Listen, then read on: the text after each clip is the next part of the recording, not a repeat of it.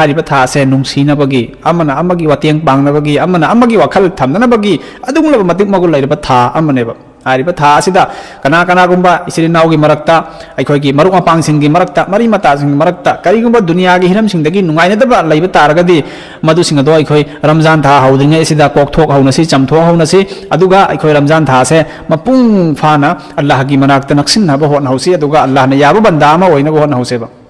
अना थमोद कनागुब दुनिया की खत्नब चाइनब दुनिया की नाउदुबु कौनद्रब वरी सानद्रब माग लौना लेनब तौद्रब अदुरबदि रमजान था की मतिक मौ लेग्रब था असिनसु अइगी पापदो कोखनब ngमोय हाइबसे अखोय काउरोइदबनि अदुना करी तब ताई अखोयना कोकथोक चमथोकनब ताइबा दुनिया गुंबगी दमक्ता अइना सिबदा करीमतो पुरोइदबा ngahaktang अइगी